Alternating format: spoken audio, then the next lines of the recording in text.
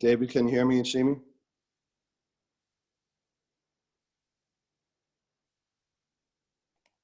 Yes, I could see you and hear you. Is it? Yeah. Oh, you just got muted. I think Maggie's starting up, so she has us muted.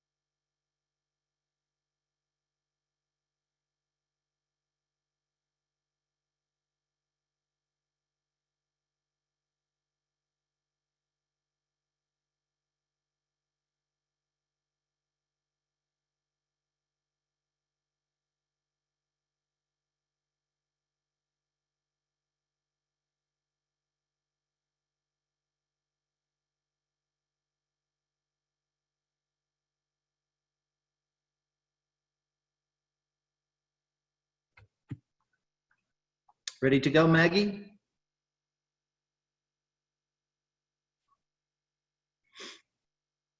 All right, good morning, everyone. Welcome to the Real Estate Institute. My name is Patrick Fogarty. I'm chairperson of REI, and I am a senior director at Alvarez & Marsal, Inc. REI has been around since 1974. Our mantra is about developing professionals, building careers, and we're affiliated with the College of Business at Stony Brook University. REI serves as a spokesperson on contemporary issues and as a resource for professional career development. We do that through symposia, such as today's Zoom Symposium. We prepare white papers, we provide luncheons, workshops, coursework with the students at the university and through social media. We also provide hands-on training through internships, networking opportunities, and provide scholarship to the students at Stony Brook. Today, we have an exciting panel, including Kevin Law from the Long Island Association, Peter Elkowitz from the Long Island Housing Partnership, Christopher Jones from the Regional Planning Association. Our Zoom Symposia is a focus on Long Island real estate in 2020. I first want to thank our sponsors, and the sponsors for this Zoom program today include Engel Berman, Meyer Swazi, Ruskin Moscow Faltacek, Roman Stein Associates. Our normal operations are handled through sponsorships and assessments with our 46 directors. And I would like to recognize our sponsors at this time.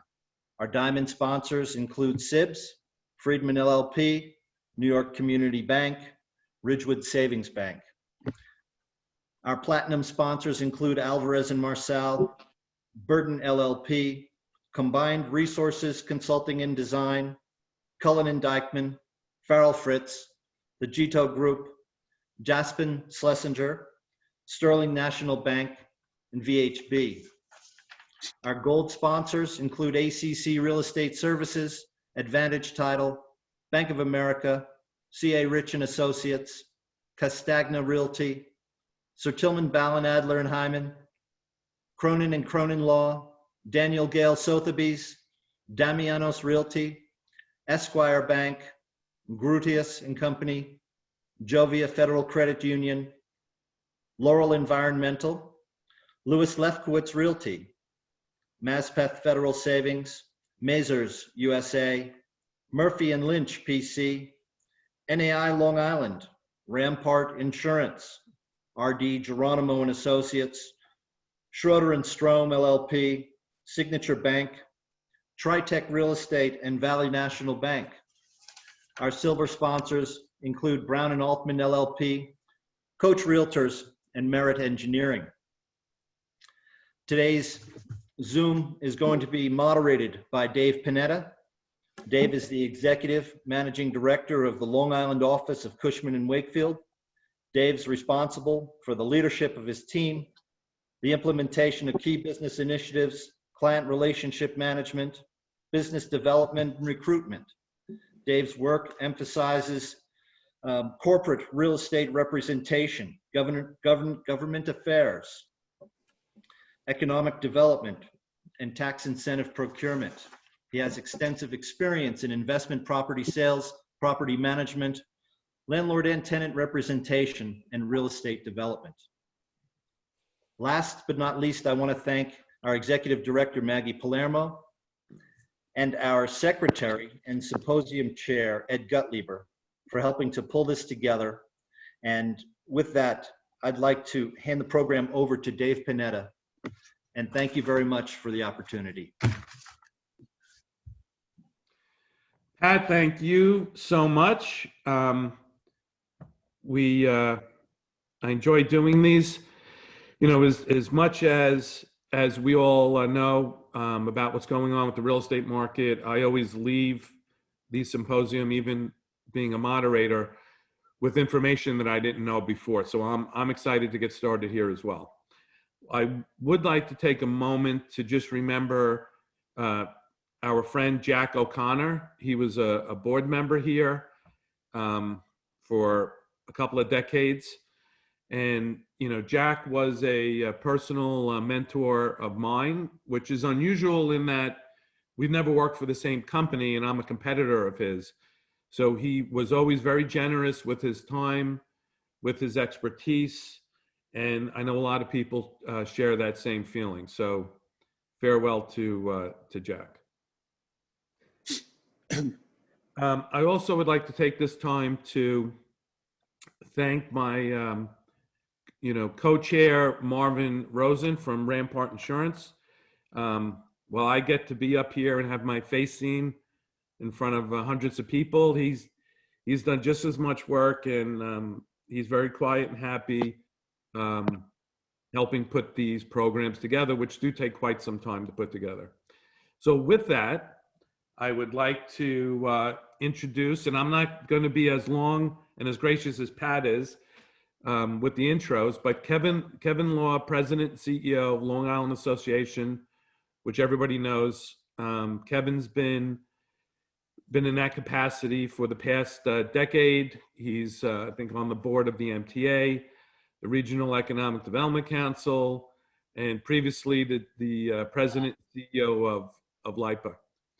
We also have Peter Elkowitz, is the President and CEO of the Long Island Housing Partnership, and he's been on that for 3 decades. So I think it only started the year before you, so I guess you were part of that whole rollout of the Long Island Partnership, Peter.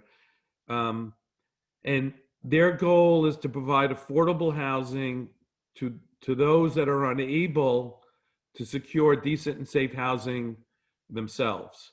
So we'll have a lot to talk about that today, especially in today's climate. And we now have Chris Jones. He's the Senior Vice President and Chief Planner for the Regional Planning Association. He's been there since 1994. And he's got a very sort of super regional perspective, where the RPA is in New York, New Jersey, and in Connecticut. He's been published on regional planning and urban policy. So gentlemen, thank you so much for joining us today.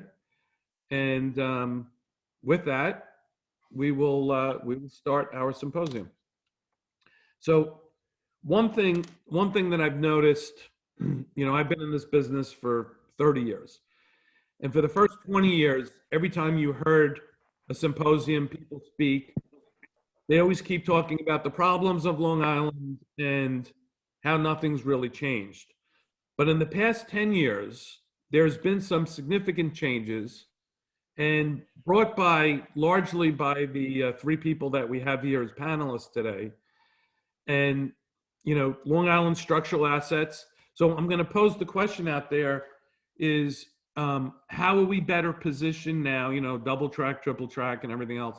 How are we better positioned now in Long Island than we were over the previous, 2 decades? And anybody can answer that. Hey, David, it's Kevin. If you could hear me, I'll take a shot. Go ahead. Well, first, I'd like to compliment you and Patrick and the whole Real Estate Institute at Stony Brook. You guys do a great job. I've done this before, happy to do it again. And I also want to share your comments about Jack. Jack was a dear friend, a great guy, an okay golfer, and smart and funny. And that's how I tend to judge people. I like people who are smart and funny, and Jack was certainly smart and funny. And if you think about it, in the last year, Long Island has lost some real estate greats. Jack, John Guttleber, Frank Castagna, and Jerry Wolkoff. That's 200 years more of real estate expertise that Long Island is now going to be without. So those guys were all kings of the real estate world out here, and I had the pleasure of being friends with all of them, and I will miss all of them, including my friend Jack. Let me start off on a positive note. We just had an LIA board meeting yesterday, and our senior economist, John Rizzo, who is also a professor of economics at Stony Brook, he sort of made us feel good with all the doom and gloom out there. And while there's still some challenges ahead, he thought that because the Long Island economy was very strong going into the pandemic, we are going to do better than most regions coming out of the pandemic.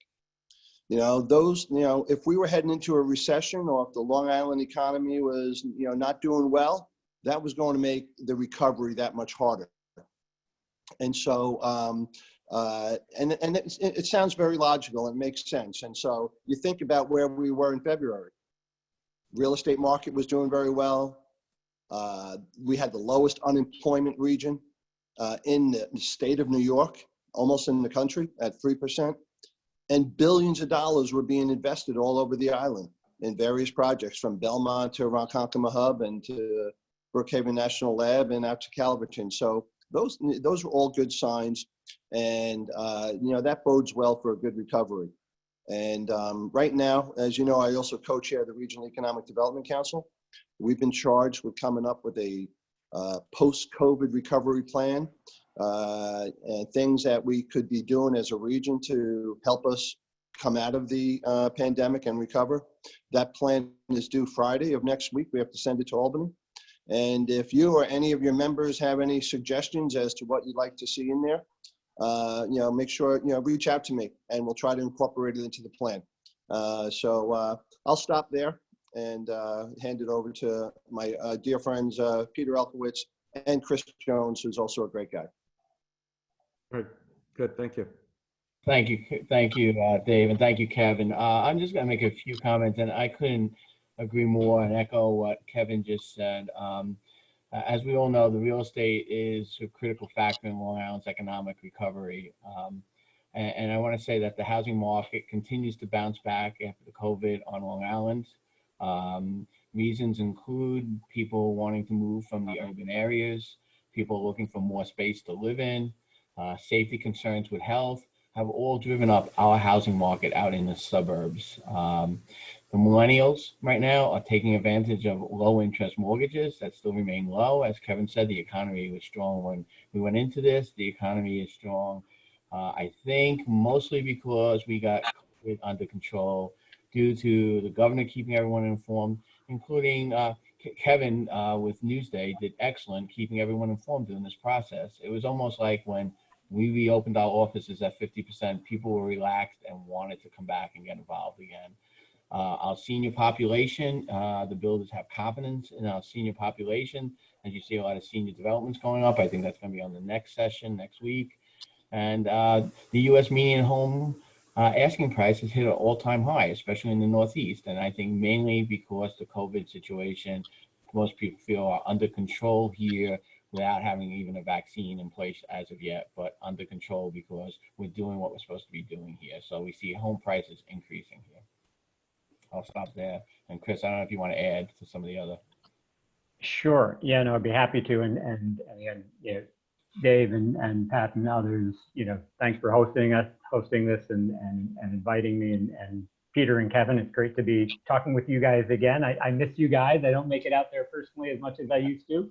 But you know, I'm glad to be able to do it this way. So, and I certainly agree with you know, with what you both said, that you know, Long Island is you know, positioned well for the recovery when it comes. And I think, you know, Dave, to your question, you know, you know, with what's happened in the last 10 years, you know, why is Long Island positioned better than maybe it was, you know, a decade ago? And I think it's, you know, for a number of reasons. I think, you know, one point I want to make is that, you know, we look at the region as a whole, and, you know, there certainly have been some, you know, some moves from New York City to Long Island and other suburban areas.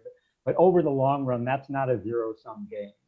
You know, Long Island does well when the city does well, and vice versa over the long run, just in terms of, you know, the amount of income that flows between the two places. It's a region that attracts global companies. And I think the long-term future is really pretty bright. I think in the immediate term, we've got some big challenges, you know, fiscally, not as much as anything else. But I think over the long run, you know, this is, you know, global companies are attracted by talent. This region has it more than any other place. We have assets from our public transit system to just the concentration of firms here that, you know, you can't replicate anywhere else, and all the reasons that you know, both New York City and Long Island were doing well before, you know, they're not going away. But I do think, you know, two things I want to point out that why I think, you know, Long Island is maybe better positioned now than it was. You know, its biggest challenge in my mind, and it still is a challenge that we have to, you know, face, with just kind of the, you know, the lack of, you know, multifamily and affordable housing on Long Island. And certainly in the last decade, you've seen, you know, a lot more transit-oriented development, a lot more multifamily development than you had before. You know, it's still a challenge. It's still, you know, less on Long Island than in other parts of the region. It's still a place where, you know, inequality is growing. You know, even though it's become more diverse, it's still one of the most segregated places in the country. So those challenges haven't gone away, but I think there was progress being made. And the other is just, you know, Long Island has, you know, has big infrastructure investments that are about to come online. East Side Access and the third track, and you know, in particular, along with the double track. And I did a similar panel out on New Jersey earlier this week, and for them, you know, their big challenge was, you know, just how are we going to get, you know, the big projects that we need, everything from, you know, the Gateway Tunnel to the Port Authority bus terminal. You know, those things are important for Long Island too, but certainly not as much as the East Side Access project and the third track, which should be coming online within the next couple of years. And I think that, you know, so you have a built-in boost, you know, coming along, you know, relatively soon. And I think one of the questions is how, you know, Long Island can take advantage of it. So Chris, if you could, you know, a lot of people here, double track, triple track, East Side Access. Just real quick, how does that help Long Island? And like, what is it, and what problem is it solving? Sure. I mean, well, as I said, you know, Long Island and New York City really benefit when they're, you know, when they're both doing well and tied together. And it's all about, you know, access and and labor force. And when you think about it, whether a company is in Manhattan or, whether it's in Hicksville, the more people that they can draw, the more talented workforce they can draw from, the better they are, the more valuable the real estate is, et cetera, et cetera. So East Side Access will do a couple of things. One, it will shorten commuting times for people who are headed to the east side of Manhattan by as much as 40 minutes a day for some people. That has a ripple effect on housing prices. It kind of broadens the commuter shed. It makes Long Island a more attractive place to live. It gives people more time. It generates that much more income that comes into Long Island. And the third track, really kind of does the reverse. It allows companies on Long Island to draw from a much bigger labor pool. People in Queens and Manhattan and beyond that can then come in on the third track. Besides which, it just will make the Long Island Railroad that much more reliable, which really and that's kind of the key thing moving forward. We can talk about some of the changes that might happen in terms of working from home and things, but those pieces, it just makes the whole transportation system more reliable, and it allows companies to access much bigger labor pool. And Dave, if I may, to add on to Chris's point, those investments, and we're talking about billions and billions of dollars that the state is investing in our region in terms of the Long Island Railroad and the East Side Access into Grand Central Station. Those really do a tremendous job of supporting real estate values out here. And, for all the real estate folks, that's what, they care about. And homeowners, that's what they care about. They want to know how quick their commute is. It helps them sell homes when they could say, oh yeah, we're a 45-minute commute to Manhattan. So these investments really will strengthen real estate values out here as well. So we've also seen like the MTA investing in the Hicksville train station. They put in $121 million into an update of the Ronkonkoma hub, right? We have Tritech forward. They've developed a lot of their residential component, and they're moving into office and the retail. And then all the TOD stuff that we've all spoken about. And we're sort of evolving into an district with Hauppauge Business Park, and then with the Melville Employment Center, which is sort of branching into that next level of, stopping the brain drain, keeping people here. Peter, what I wanted to ask you is, a lot of us are not focused in on the affordable housing, other than we know it's 10% or 20% of market rate development. But from what you and I were talking about previously, even this year, the development of this has been very robust. So could you just talk about that a bit? Yeah, thank you, David. Yeah, I would love to talk about it, because I think first we need to look at what we had to do as Long Islanders to get the development process moving forward. And just breaking it up into three areas. One, the approval process; two, the actual construction of the homes; and three, the sale during the pandemic. So on the processing of applications, the first thing that town boards, DBA boards had to do, planning boards had to do, was to come up with a new procedure to hold public meetings and hearings. And in many municipalities, virtual meetings like Zoom were being used, which allowed the members of the public to participate in these hearings and ask questions. Last night, Tritech's development in Bayshore was approved. They were starting the hearing process right at the beginning of the pandemic. It was completed as of last night with an approval. I think it's something that we can learn from this pandemic. It was a very productive, organized approach to handle public meetings. People with disabilities were able to participate from home. The millennials that couldn't come out because they also have to babysit their children could participate from home. There's a lot of pros to having these virtual meetings, and maybe it's something that we continue after the pandemic, that we continue holding some of these meetings. But in order to do that, we needed all levels of government to proceed with development. They needed to approve this. I will say that some governments chose not to move in a virtual position, which slowed some development on Long Island. As far as the construction, you remember it was limited or totally restricted during COVID, unless it was an emergency construction to protect the health and safety, or affordable housing also fell under that. But all non-essential construction had to stop. So it became a question if someone was granted a building permit. Usually they have about 1 year to start the construction and complete it. Would they be able to take that permit and not go for a renewal, because renewals were also delayed in some municipalities? So that slowed the process a little bit, but it made the developer think a little bit more. I think one municipality like Brookhaven actually extended the building permits to 18 months at that point. So it's another thing that we might want to consider down the road. But I will say that there is a lot of development going on. The partnership was strong during this process. We took on 10 new developments, creating over 1,000 units, of which of those 1,000 units, 100 were affordable rental and home ownership. So it's moving along. We held 3 actual virtual lotteries. We had to change our procedure. We held one for Central Islip Development. We held one for the city of Glen Cove, and one in Deer Park. So our work has continued. It has made us rethink how we handle our work, and hopefully going forward, in some cases, it made it stronger how we handle things. So. All right, good, thank you.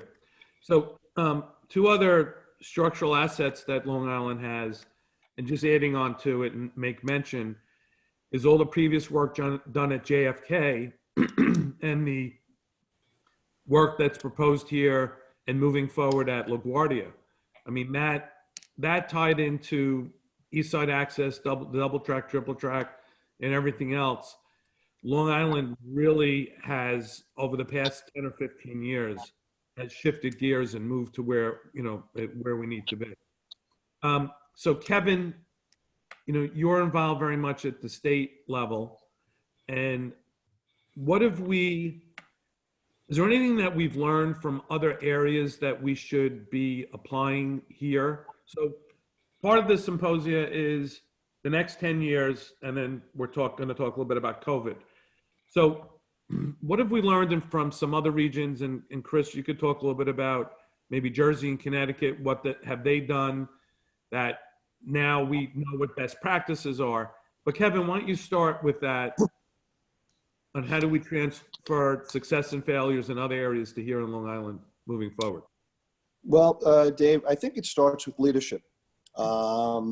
Whether you like, and not to be partisan in any way, and whether you like his policies, all his policies or not, you really got to give Governor Cuomo a lot of credit, because a lot of these big projects that you just listed would not be happening but for his involvement, his hands-on involvement. So for instance, LaGuardia Airport going through a $4 or $5 billion major renovation. That's going to be the first new airport built in the United States in 26 years. We haven't built a new airport. Other countries, Middle East, Europe, Asia, building airports, modern airports. Well, we haven't done one since Denver. And he got both LaGuardia and in a public-private partnership. And that's a lesson learned that New York State and Long Island wasn't very good at. And that's the 3 Ps, the triple Ps of public-private partnerships. And so he got the airline dollars, both with Delta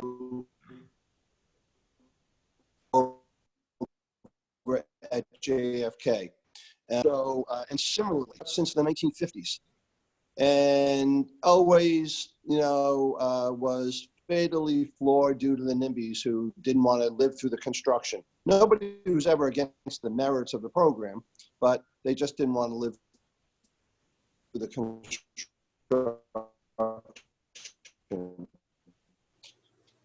And again, the guys within years, including the folks within the Italy. Let's build it within the existing right-of-way. Let's not have to condemn any other properties, especially residential properties, and force them to think out of the box. And again, did a public-private partnership, and which led to, and he was clever. Rather than call it a rail project, he called it a grade elimination project, and was eliminating 7 deadly grade crossings including the one that killed 9 teenagers back in the 70s. That has been, again, talked about since then.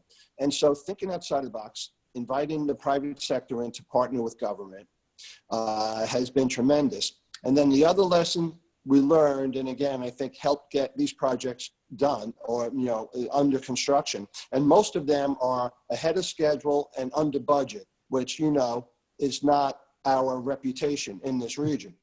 But the other thing he did was, and other states had done it, and New York State never did it, and that was he allowed for design build. The design build allows for one general contractor to be in charge. It used to be every public project had to have 3 or 4 GCs, and they all had their subs, and whenever anything went wrong, they all went like this and pointed to the other contractor. And since everybody was responsible, nobody was responsible. And by allowing for the design build and incentivizing developers that you could receive a bonus by getting the project done ahead of time, or you could be penalized for delays, it's working. And again, we never did that before. So that was a good lesson learned from other states, and I think will continue to be the norm going forward. And what he has to do, though, now he has to allow county and town governments to do the same for their public works projects. Yeah, I guess like self-certification is something the city does that we don't do as well, which could speed things up. That would be huge, and other states do that as well, allowing an engineer to certify that the plan meets all building codes and planning codes and set and standards. And then upon that filing, the developer can begin construction. We should be able to do it. COVID world makes a lot of sense to submit a plan to a municipality saying it's in compliance, knowing that his license through the New York State Department of Education is on the line. Not going to happen. And if it does, the guy's going to be out of work. So that's something we should definitely do and pursue. I know the LIA with the ABLI and the Long Island Builders Institute and SIBS, we are all very supportive of that. All right, good. Chris? Yeah, I have, one, kind of example of something where I think Long Island can learn from other parts of the region. I think there's other things that people can learn from Long Island from, but, on the housing front and transit-oriented development in particular, New Jersey has actually done a better job than Long Island, or they've had more production there over the last 20, 30 years than on Long Island. And I think there's 2 reasons for it. One is that the investments that Long Island is going to get from East Side Access and the third track that we talked about, New Jersey had 15 years ago once they instituted Midtown Direct and other improvements that really slashed commuting time. And so you had, the value around these train stations, increasing. So that creates the value for it. The other thing is that they have, state requirements to build affordable housing. The Mount Laurel decision and what's come out of that, every municipality has a target that they have to meet. And I've talked to some developers who work both in New Jersey and Long Island and say, which place is it? They said, oh, New Jersey. And I said, what's the reason for it? It's like, because, the municipalities, have to provide it. So there's, and the state provided some assistance to doing that. So it's a very different conversation. So, so you end up having just having it's not easy by any means, but it still is, it's a much better starting point than it is in a lot of places in New York. Well, what's interesting is I don't think human nature has changed.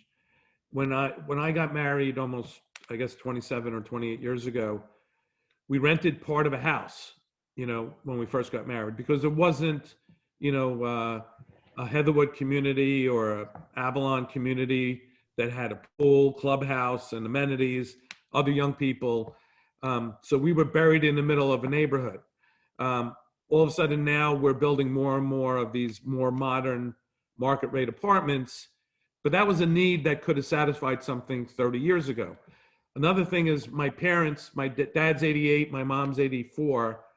and they pretty much would have lived the rest of their lives in their single family home in Hauppauge. And they wound up buying a townhome, 55 and over, townhome community, and they absolutely love it. But that wasn't really available 20 years ago or, 30 years ago. So Long Island is just catching up.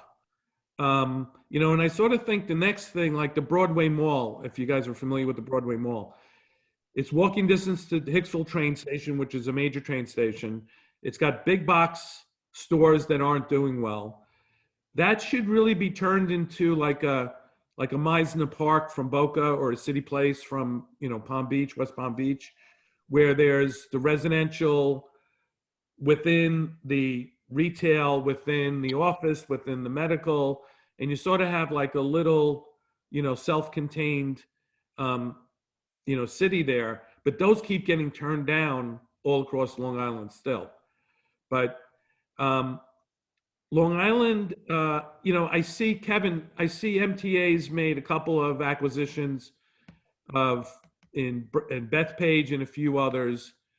So all of this is I guess to support the double track, triple track?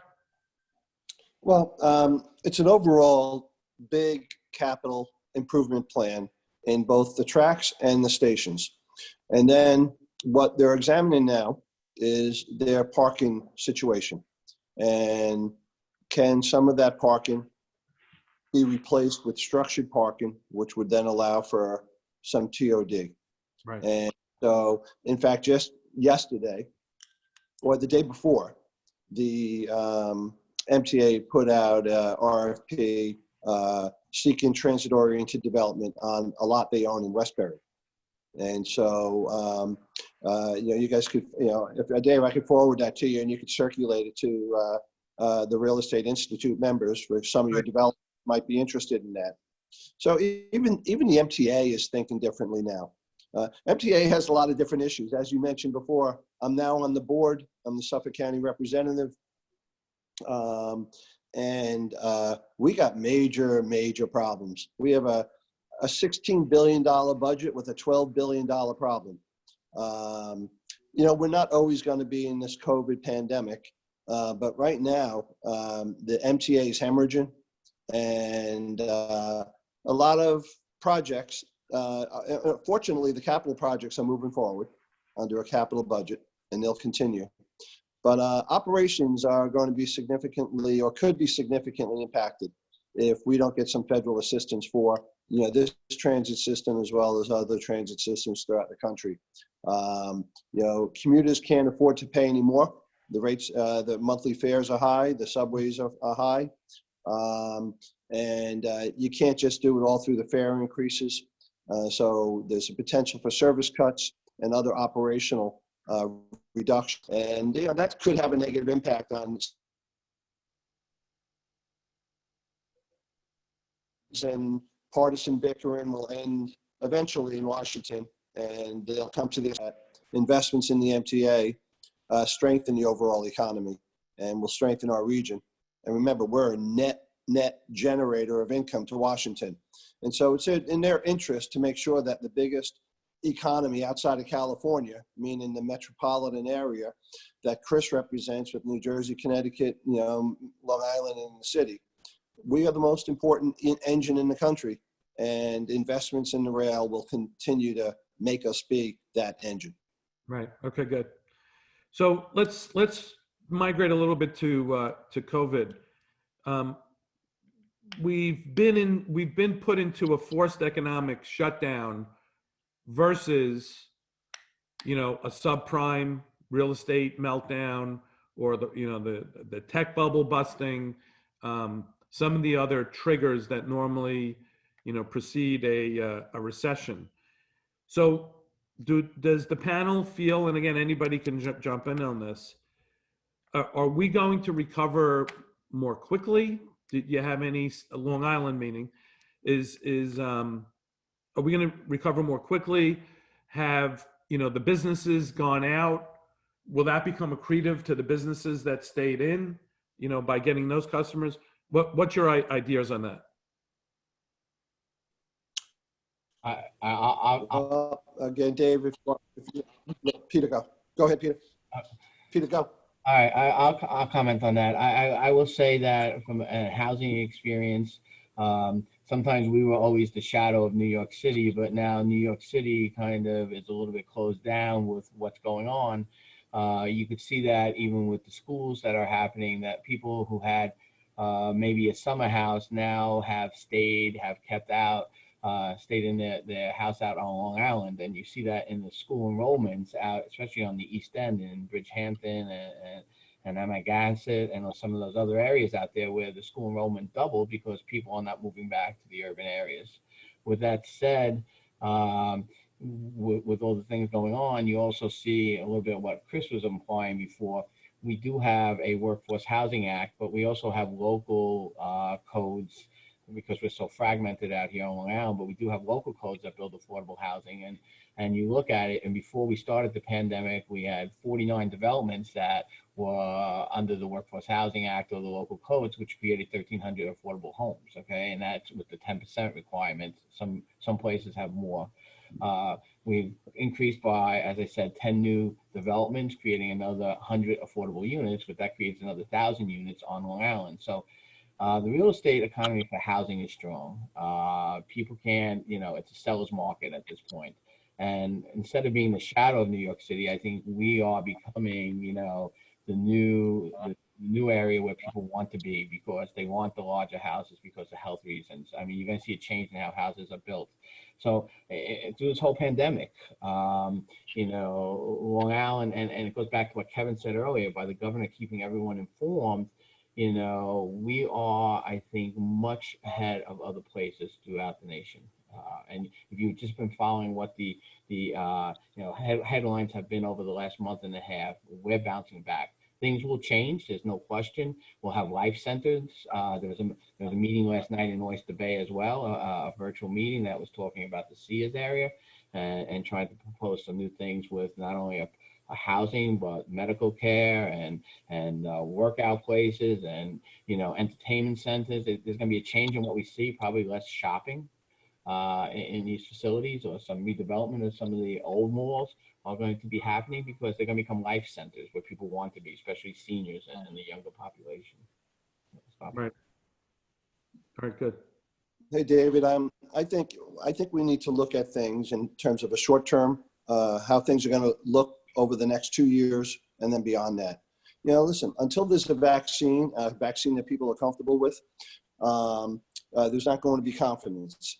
And until people have confidence, there's going to be uncertainty. Uncertainty leads to a lack of confidence, and certainty leads to more confidence. And that is going to have a major impact on the overall economy. It's going to have an impact on spending. It's going to have an impact on housing and other investments in our region. Right now, over 98% of the businesses are operating on Long Island in some capacity. Some are limited. Some are still restricted in terms of their capacity, but almost every business is. Now, that doesn't comfort you if you're one of the businesses that are not yet able to open, like catering facilities and indoor and outdoor amusements and theaters, etc. So, those people are suffering. Those are the ones I know. So I'm on the, governor put me on the Long Island control room. We meet every day at 3:30 in the afternoon. And initially we were following all the healthcare metrics, to allow us to enter into, it's a distant memory for everybody. Remember, we were in phase 1, then phase 2 and 3 and 4. Now the focus is on getting the rest of the economy open. And I think right now, the governor and the New York State Health Commissioner, they're waiting to see what type of rise, if any, or spike are we going to see after schools are open for a while. And, colleges were not off to a great start, especially the colleges upstate. The colleges down here on Long Island are doing better. And our overall infection rate is hovering around 1%, which is actually generally pretty good and has been for a month. I think if we don't see a major spike in the infection rate after K through 12 has been open for a few weeks, I think there's going to be more flexibility to allow that 2% of businesses that haven't been allowed to open to open in some capacity and to allow those businesses that have current restrictions on to ease some of those restrictions. That's what my crystal ball feels like based on the information that we discuss every day. Yeah, and I would, I'd echo a lot of that, and I think, Kevin is right to kind of differentiate this between short-term and long-term. Long-term for the reasons we talked about, and I'm pretty optimistic, but the next couple of years are going to be, kind of very dicey, I think. And my biggest worry is just the fiscal situation, for the state, for localities, and for the MTA in particular. And I think, Kevin, I think you said a $16 billion budget with a $12 billion hole or something to that effect. But that's there's no source of revenue that's going to fill that at this point, unless you get some federal assistance. Ridership is still, only 20-25% of what it was, whether you're talking about Long Island Railroad or the subways, and it just can't sustain that level of service. And if it doesn't get some source of revenue, relatively soon, you're going to see a couple of things happen. One, everybody will drive, which means the roads are going to get clogged, and eventually that will choke off the recovery in and of itself. And you'll start to see just the infrastructure start to deteriorate because there just won't be investments in maintenance. So that's my biggest worry, and I think that's the piece where there just has to be a real. I mean, there are things that the MTA can do, there are things the state can do, but there really needs to be a push to get the assistance in Washington. Yeah.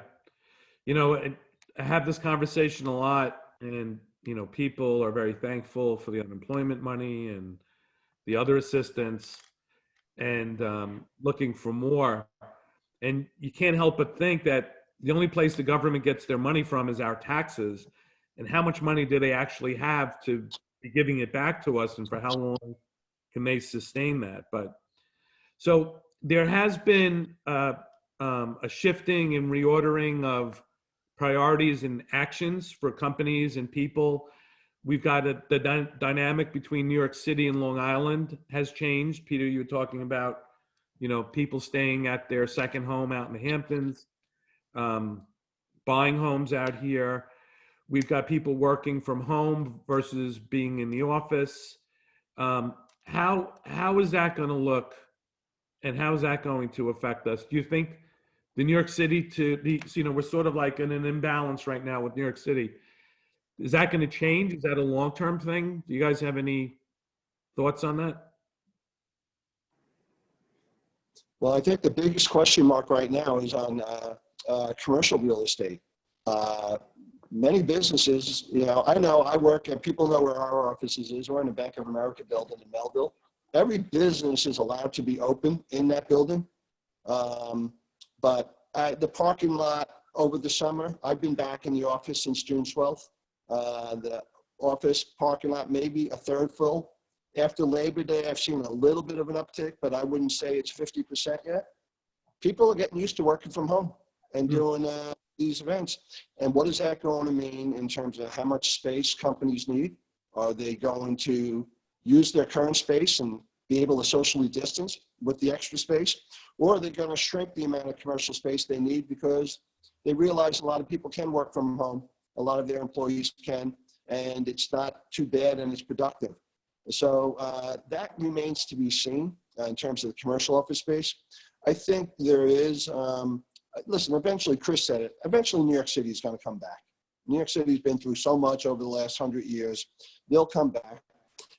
I'm not sure it makes sense for Long Island to try to be interested in poaching companies and trying to benefit from some of the issues that New York City has that Long Island doesn't have. That's going to happen. That the economy have always inextricably linked and will continue to be so. The New York City, 30% of Nassau residents still commute to the city. They bring back 50% of the disposable income to Nassau County, which supports real estate values in Nassau County. 10% of Suffolk residents still commute to the city. They bring back over 20% of the disposable income. all of that disposable income supports our downtowns and our real estate values. And so I think our economies will continue to be linked. I think there are going to be some short-term opportunities for Long Island to benefit. But in the end of the day and in the long term, our region will benefit by both economies being strong. You know, I in conversations with many people, different socioeconomic backgrounds, you know, our group socioeconomic background right now in the panel, you know, you have kids that are out of the house or they're older. You've got a bigger house, comfortable, you got Wi-Fi, printer, or whatever. The whole population doesn't have that. You know, you've got people that are 35 years old, have 3 kids, you know, from 2 to 6 running around. You've got, you know, the generation Z now, right? That's the latest one. You know, the 20-year-old that either they've gone to college, they're coming out of college, they're in a small, you know, studio type apartment. So there's a lot of different experiences from working from home. It's not all what we're experiencing, but there's been, I know Peter, and I know Kevin and Chris, you've got studies coming out, and Kevin, you just mentioned you were going to forward one. What's the research that's been done, and what will we see over the next couple of months as far as addressing the economy and COVID and getting back up to speed? Chris, maybe you could start. Sure. You know, yeah, I think, you know, Dave, you're absolutely right. I mean, that's, you know, this whole phenomena of people working from home, you know, is very uneven. I mean, you know, there are some people who can't work from home, and there are some people who just, you know, who don't have the internet access, you know, or the ability to do it. And that's the, you know, and I think that's one of the, you know, kind of, you know, both constraints on the economy as a whole, and certainly, you know, one of the biggest things, which is causing a, you know, a divide in terms of the type of educational resources people have, you know, what their options are. I think in terms of the, you know, 2 things, you know, on working from home, and then the, you know, the housing shifts between the city and Long Island that I think are big question marks. And I think we all have to approach this with a little humility. You know, like we don't know how this is going to play out in the long run. You know, you know, certainly it's not going back to the way it was before. You know, there's so much that, you know, companies have learned that they can do productively, remotely, you know, and, you know, workers have discovered that, you know, hey, this actually works pretty well when it, you know, when it can, but there's a lot of built-in constraints to that too. I mean, you mentioned millennials and younger people, you know, there's a lot of concerns among younger people in particular that, you know, one, they feel isolated at home from, they don't have the networking opportunities. They're worried about promotional opportunities. You know, all of those things are kind of, you know, kind of, I think, things that, you know, kind of put a constraint on the working from home piece. You know, I think, you know, kind of what we're probably headed for with, you know, with many firms is kind of a hybrid situation where people work, you know, from home a couple of days a week and go into the office 3 days a week. But that's, you know, obviously not going to, you know, have to wait for the vaccine to see how that shapes out. But assuming that happens, you know, that does kind of, you know, fuel, you know, some of the trends that Peter was talking about in terms of, you know, people were willing to, you know, kind of live on Long Island, and because they're able to do things more remotely. The only thing caveat I would put on that is that one of the big reasons that people are moving out of New York City back to Long Island and other suburbs is, you know, it's partly COVID, but it's partly because the city has gotten so damn expensive. You know, like that, you know, it's just so they're kind of starting to look at, you know, kind of the price difference, and it looks pretty good. That won't continue unless, you know, there's more, you know, inventory and supply that's built. You know, you're already starting to see, you know, kind of prices going up, you know, so there's only so much stock and only so much people will pay. So unless you kind of expand that supply, you know, that's going to have a, you know, a ceiling on it as well. Yeah, and I think another reason we were talking before when when I rented part of a house is when we had our youth leaving, there wasn't any fun place to be here to live, as a young person. And now we do have that. So there is that coming back to, to the island, which we need, because if they're living here, they meet someone, they decide to have a kid, that's usually the trigger that makes someone buy a house. If they're working here, they're living here, they're not going to go buy a house in Jersey. They're going to buy a house here. And all of us that have houses want someone eventually to be able to buy it. But Peter, go ahead. I do think there'll probably be a new normal, and depending upon the different generations on how some of the stuff is handled. Obviously the younger generation coming up is probably much more inclined to be able to work from home, but there may be, as they go through their life cycle, having kids, it will depend on what the schools do and how schools are handled in the future. I think there's a short-term approach and a long-term approach. And so just look at housing, for example. When this pandemic first started, there was inventory of supplies, like appliances. As we go on now, and in the last 6 months, we saw that inventory be depleted because the factories were closed. So that's when the pricing starts to go up and housing becomes more expensive again.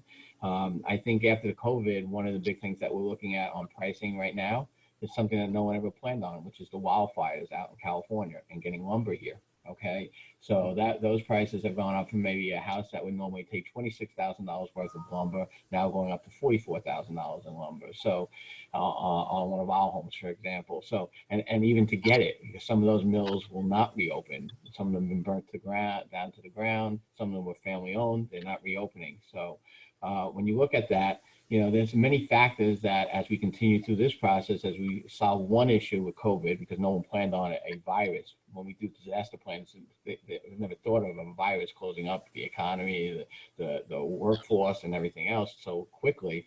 But now as we look at it, we will be prepared, I think, a little bit better. And maybe people will work part-time from home, or if they're not feeling well, they can work from home. At least they have that capability. So we'll see some changes in as we go forward. But as you said earlier, and others have said, it's going to be depending upon what the business is and what you're providing. From us as a not-for-profit, we have to be in touch with our clients to understand what their needs are and to help them through the process. Some can be done virtually, but some needs to be in the office as well. So. Kevin, I know you have another appointment. What time do we have you till? I got 10 more minutes. I have to be out at Brookhaven National Lab, but I appreciate the sensitivity, Dave. If I could just add on to Peter's point, we've had an imbalance in supply and demand for decades. We had it pre-COVID, we have it during COVID, and we're going to have it post-COVID until we increase that and improve that balance that Chris alluded to. Considering what New Jersey and Connecticut have, we don't have enough multifamily housing, and that is where the imbalance is. So we have a big demand, a limited supply, it leads to higher cost, and we need municipalities to still be receptive to improving and increasing the amount of multifamily housing in our region. So ISIL took a big step last night that Peter alluded to. Hopefully Oyster Bay will do the same when it comes to Hicksville, but we need more. And so that's not COVID related, but we can maybe use the COVID crisis to get more multifamily housing projects approved because it will help jumpstart the economy. We'll put a lot of people back to work and go towards addressing that imbalance in supply and demand. Okay. Normally I would hold questions to the end, but since we're losing you, Kevin, so there's a question for you panelists, and after reading it, I might be the one that's most qualified to answer it, but the question is, how's commercial tenants doing? Do you anticipate renegotiation of major leases? Do you anticipate landlords and tenants being at odds, or are they finding a way to work it out? I think you should answer that, David. So it's funny, Kevin, you said that 98% of the companies on the island are working in some capacity. So my survey of landlords, that they're collecting 95% of the rents every month from tenants. So that, yeah, that is a positive thing. There's there's, I'm not seeing any major renegotiations of leases. I am seeing that there are major public companies are sort of holding off any requirement till January to move forward with, just to see, what that new normal is. They don't really know. Right now, between 5 and 7% of the US workforce works remotely. So even if it doubles to 10 to 14%, it's not going to make a huge change, especially if we're going back to the metric was 235 square feet per office employee. That includes common area and conference rooms and everything. And it went down to like 185 square feet. I think that's going to wind up reversing and going back to that 235 just to have some more social distancing. So we think that balancing is going to really happen. But here's advice to tenants that are out there that are listening. Reach out to your landlord and have a discussion before you stop paying rent or before you're running into a problem, because you could restructure your lease that maybe you get the next 4 months, you don't have to pay rent, and it gets built into a new longer term lease, or it gets built into some later payments that you would make. So Kevin, you were talking on the Regional Economic Development Council. There was a report coming out as well, right? Yeah. Well, we have to submit a plan to Albany next Friday, so it'll become public after the week after. All right, so you can't give us a little. Yeah, taste? no, I will. We're trying to identify, again, as Chris alluded to, short and long-term projects or policies that would help either jumpstart the economy or go towards the long-term investment in our economy.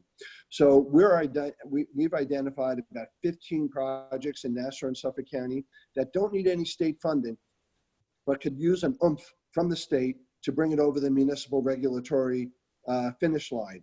And again, once those projects get the approval, they have the financing, they could put people to work, and then they could put people in homes or apartments. So we've identified a bunch of projects with input from the real estate community. So that's one thing. We need to look at childcare and daycare as a business issue and as an economic development issue. Women make up, half of the workforce. Childcare is not a woman's issue. It's not just a family issue. It's a business issue. And so being supportive of more daycare will allow more people to get back to work, especially with schools being in this half remote world and half in-person mode. So that's important. We think offshore wind projects will create a lot of jobs for our region. They also face some local regulatory hurdles, and we need the state to step in and get these projects over the finish line. And so there are a bunch of things that we could be doing where we don't need a handout. We don't need any money from the feds or the state. We could control part of our own destiny. But there's one thing, Dave, and I think, part of my job, I need to be the cheerleader for the region. I try to put a positive spin on things. I could be as negative as the next guy as well. And one thing that we need to be careful about is that people are very mobile today. And the COVID proved it, that people can work from home and they don't have to be in New York City to get business done. And they don't even have to be on Long Island. There's an effort to just continue to increase taxes. We're one of the highest tax regions and states in the country as it is. We got to be very careful of businesses wanting to pack up, individuals wanting to pack up and go to cheaper, lower cost regions with maybe no state income taxes. So we got to be very careful that we don't tax people any further away from our region, because that's something that will be devastating to our recovery efforts. Right. Kevin, I couldn't echo that more. One of the reports was that people are fleeing New York to go to Florida and Texas specifically because of lower taxes and being more affordable. So when we look at affordability, that's one of the major factors that we have to deal with every time. Okay. So let's just talk quickly. We talked about a lot of structural assets, double track, triple track, getting people reverse commute from Queens. But we've heard of the last mile, right?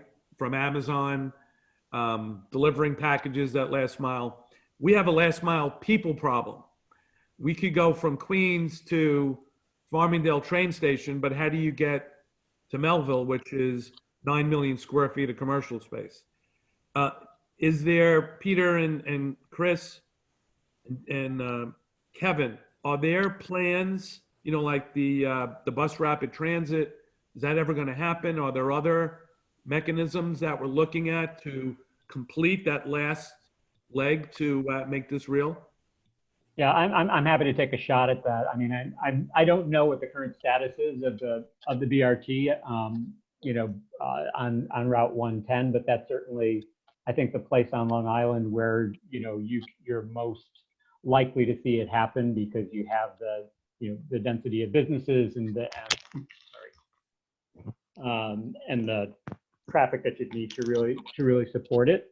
There are other places that might as well. But I do think, looking at technology and different forms of what they call, micro mobility now is something that has a lot of potential, for Long Island. I mean, it's like a lot of other things, kind of the places that have more density are more likely to be able to do it. But, if you're looking at what's happening now, and particularly with COVID, just the amount of people who are, taking scooters and, mopeds, things like Revel that's there, biking, the mode of transportation that has increased far more than anything else during this pandemic is biking. So, and I think that, and with the possibilities now of, kind of shared parking and other things that you can do with technology, I think that, all of those different tools are what you need to look at to kind of solve the last mile problem. And it's going to be a different solution in different places. And a lot of it is going to have to do, it's a connection between land use and transportation. You can't have mass transit unless you have, people and businesses in proximity.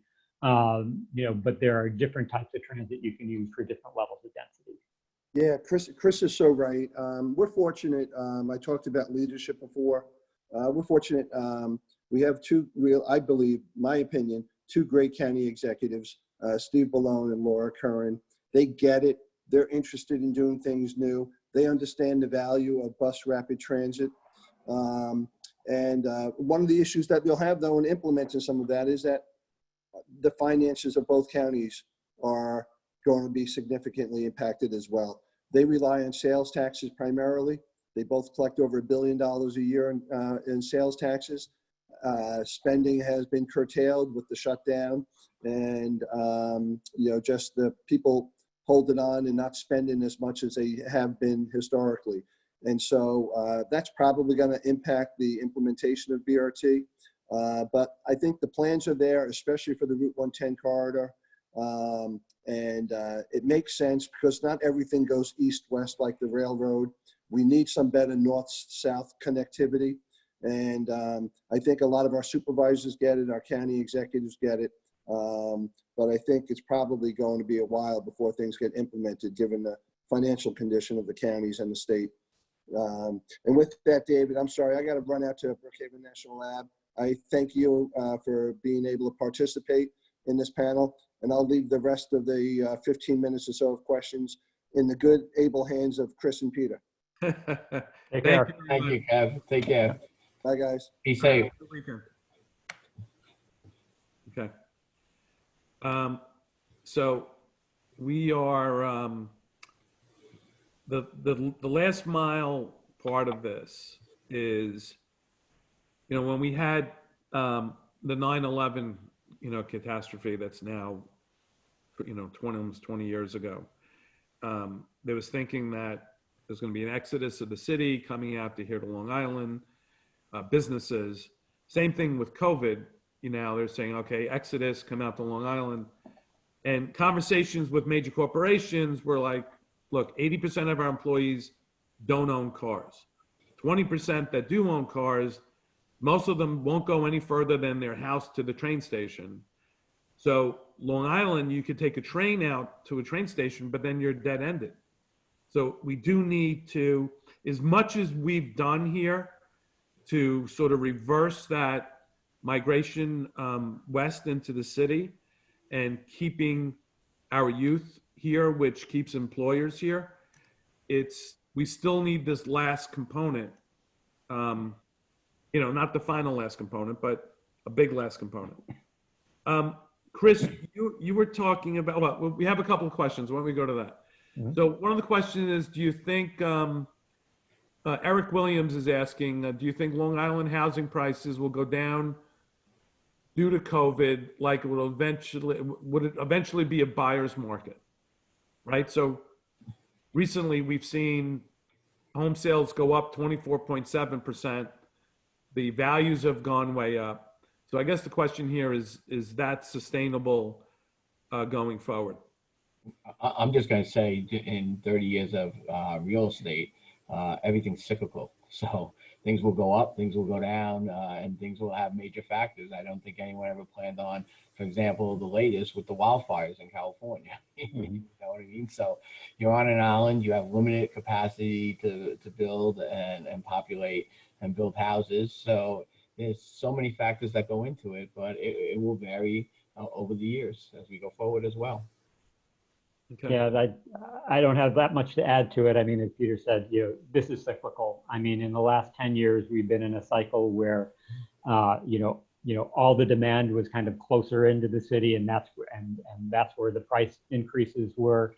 Now you're seeing a swing back. I mean, actually, some of the moving out of the city, started happening before COVID hit, just based on price and other factors. So, it depends on so many things. That where is the housing going to be built? How are preferences and tastes going to change? I mean, I don't think the kind of the level of or the pace of price increases that we've seen in the last 4 months are sustainable. But I do think it's unlikely to come down a lot unless one or two things happen. Either the economy really tanks, which we don't want to see happen, or there's more supply that's created. And we also have the convergence of two things: the COVID issue of people coming out here, and then a pent-up demand that no one was able to look at houses for 5 months or so. Right. That normally would have bought a house in the spring, right? That's where a lot of houses sell. Mm-hmm. So we're seeing that pent-up demand be satisfied now. There was one question I was going to ask Kevin, but I think it's important enough to bring up, is when he was talking about the wind power as part of their recommendation. So for everyone that's on this Zoom call, being free from fossil fuel is not a one technology solution. It's not just, solar farms, or panels on your house. It's wind.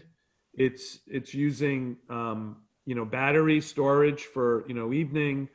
I worked with Dave Colon a few years ago with the Suffolk County Planning Commission to come up with a universal wind power code for all of the Suffolk County townships, should they adopt it.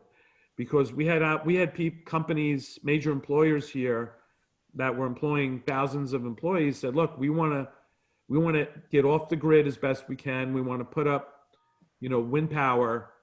And you had residents coming out against it. All of a sudden, the propellers of the wind turbines were eating birds like kids eat Skittles. I mean, there was reports all over the place. It was contributing to global warming because it's close to the earth. It was a monstrosity to deal with. So hopefully, if we want to make a change, that means change, and things aren't going to be exactly the same, as they were before. You guys have a comment on that? Yeah, I mean, I think that's I think you're absolutely right in where you're headed. I do think that offshore wind is probably the the source with the biggest potential. You know, you're absolutely right that, you know, no one source is going to do it, and you want to, you know, create a, you know, a level playing field so that different technologies can, you know, can provide it. But there is so much potential for energy supply from, you know, from wind, and up and down the East Coast. The other thing about it that, you know, we don't talk about quite as much, it's also a big job generator. You know, the number of jobs that you can create through, you know, assembly, manufacturing, maintenance of these facilities, you know, is a big deal, and it could be a growth industry for, you know, for Long Island and the region as a whole. But, you know, but absolutely, you know, the need to, you know, both provide for growing energy needs and to bring down, you know, carbon emissions is one of the toughest issues we face. Yeah. And like everything else, you know, even with the residential portion of it, living in this area, you want to make sure that it's affordable. You know, we're a high cost area, period. So how do we bring down those costs? And with everything else, it's not one simple solution. You know, we need to look at these solutions. We need to become less dependent on fossil fuels and other fuels that we've been using in the past, and look for new ways to bring down that cost. No, it's you're absolutely right, Peter, with our cost here, including energy. I had a conversation with a friend of mine, and people who know me well, I have a friend who grew up in Texas, so some people will know who I'm talking about. And we were talking about Tesla with the electric car, and we did a calculation that in Texas, the car got the equivalent of 100 miles per gallon, you know, from a cost basis, because their kilowatt charge was around 10 cents, you know, a kilowatt hour. Here in New York, it's like they get 50 miles a gallon because our energy costs are about 20 cents per kilowatt hour. So it's double of Texas. I don't know what it is compared to the rest of the country, but certainly that's a very demonstrative equation, 100 miles a gallon versus 50 miles a gallon. Peter, so I have another question from Jeff Hawk. Peter, you're talking about Seritage and Oyster Bay meeting. So Jeff made the observation, he was there, that there was predominantly older people at the meeting and really very few younger people. And he was asking, how do we sort of change that and get the younger people more involved? I know from my own experience, if you've got older people that are complaining about something and you've got a couple of young people, the older people bashing the younger people. I mean, that's my experience of these things. But this is where, David, it's a good example of there are groups out there, the millennial groups, the new generations coming up are establishing their own groups. They're much more electronic and sophisticated in electronics. And I think that holding the public hearings virtually, getting those groups involved, as you know, look at REI and Sean and what he has done to get the word out to, to the different groups that are out there electronically and get the word out so they can participate. I will tell you, in all the hearings that I've done over the years, one of the biggest issue about getting younger people out was they're working 2 jobs to support their family, or at least a job and a half. That usually one person goes to work, works an off shift, goes to work while the other parent watches the kids. All right. So it's very hard for them to get out to any public hearing and speak. And maybe a way to start using the media, the social media that we have, to get more people involved and to participate in these public hearings. Okay. We have another question, John Mazzio. He's talking about how do we make it easier for developers to assemble smaller parcels in a TOD community. And I don't know if you guys want to opine on that. Yeah, I'll just comment. Everything's local, so it depends on I mean, it's a process, and it's a timely process, and sometimes that the time it takes it costs a lot of money, and then you have the affordability issues. So it really depends on where you're looking at those parcels to acquire and move forward. as you know, some of the larger developments around TOD areas, such as Ronkonkoma and other areas that were looked at, people are looking at different ways to handle that. But at the end of the day, sometimes the municipality, if they need to grab some parcels that are going to benefit a wider range, we always have eminent domain at a municipal level. So private sales is the best way to go about it most of the times, but it could be timely and costly. And it's always been an issue. So I'm going to have a final question for you, Peter, and then for Chris. So Peter, studies that I've seen on market rate apartments, that Long Island is about 100,000 units out of balance with supply and demand. Where are we with affordable units? Because I don't think we ever really hear that number. Well, affordable units are always underestimated.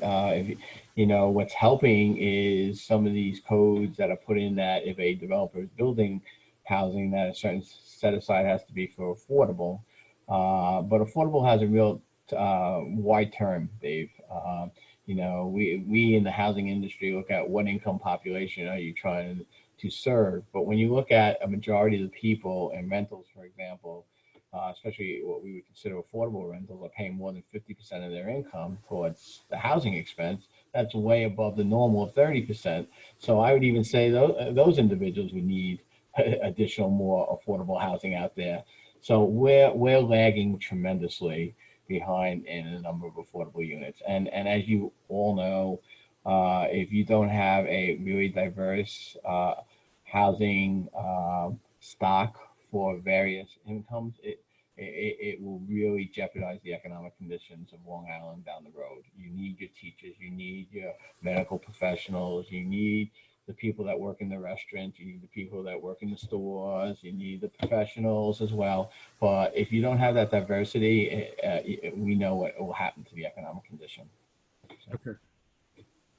Chris, so Chris and I, just so everybody knows, we've been in some discussions and giving RPA, RPA is planning, and it's regional planning, and they have the ability to look at other areas and look at Long Island. And, I've always been trying to give you guys a bigger footprint out here on the island. Is Long Island, is there enough for you guys to do here? Is it a fertile enough market? I know you have offices in Jersey, Connecticut, Manhattan. What do we have to do to get you to come out here? Oh, that's a great question, Dave, and I appreciate it. And there is plenty for us to do, without a doubt. We're probably doing a lot more now than people realize. A lot of the stuff that we do is under the radar. I mean, we've been, helping the Long Island Index for years with, their research and the reports they put out, similar things for Long Island Community Foundation. Lately, we've been grouped through, a contract with the Suffolk County IDA. We've been helping a number of municipalities come up with downtown or corridor plans. We've done for Amityville and Ronkonkoma and Route 110, and most recently for the Hauppauge Industrial Park. So we kind of do a lot of that work. But I agree, we can be more visible out here, and we would love to do that. So obviously we're all constrained at the moment in terms of our physical mobility with this, but we welcome any opportunity to come out and speak with any of the groups, or even if there are issues that come up. I should say that we are one of the things that kind of our advantage is that we're multidisciplinary. We deal with housing, we deal with transportation, we deal with economic development, environmental issues. So, and I think that's where we kind of do our best work, where those different issues come together. Okay, good. So we have one last question. Sean Deary, who's an intern at the Real Estate Institute. He's a graduate student in progress over at SUNY Stony Brook. And the question is Port Jeff, making Port Jeff a hub for offshore wind, or what waterline area is best suited. I think the current one is off a mastic or so on the South Shore, where there actually might be more wind right off the ocean than on the Sound. But Port Jeff has seen, a resurgence of apartments. Tritech also did I forgot the name of it, Boatyard maybe, or Shipyard. Shipyard. You guys have anything on that? So I think, Sean, the South Shore has bigger winds, and Long Island. Part of the study that I did with Dave Colon on the Universal Wind Code is Long Island has sufficient enough wind speeds to facilitate what we're trying to do here.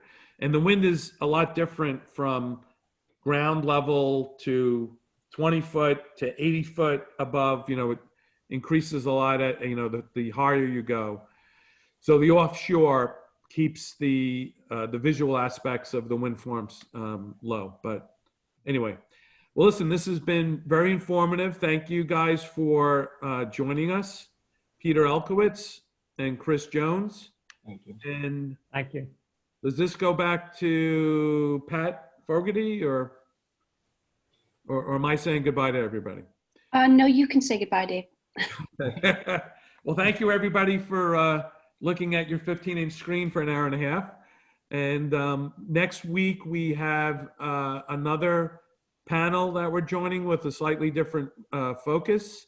And you need to attend both this session and next week's session for the continuing education credits. But again, Chris, Peter, and Kevin, thank you. And thank you, REI, for the platform. And everybody have a great weekend. You as well. Thank you. Thank you very much. Thanks, Chris. Thanks, Dave. Thanks, Kevin. Thanks. Thanks, Peter. Thanks, Dave. Take care. Bye-bye.